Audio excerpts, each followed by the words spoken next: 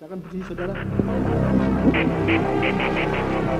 Mengadili menyatakan terdakwa Mario Dandi Satrio alias Dandi telah terbukti secara sah dan meyakinkan bersalah melakukan tindak pidana melakukan penganiayaan berat dengan rencana terlebih dahulu.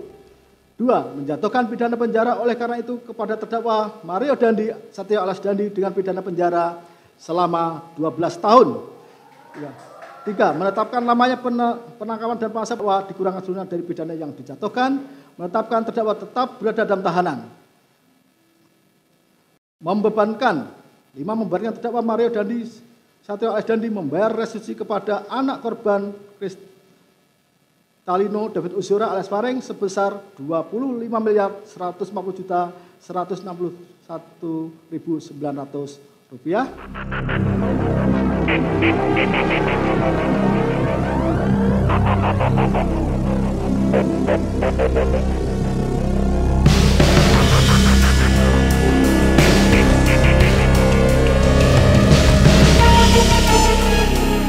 Ya tentu saja kita kecewa karena itu jauh dari yang disampaikan ke dalam tuntutan.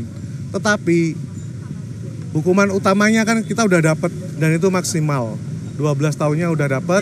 Sekarang kita tinggal bersiasat untuk mengejar bagaimana mengejar tambahan hukuman. Karena mau berapapun saya anggap saya nggak akan pernah ikhlas untuk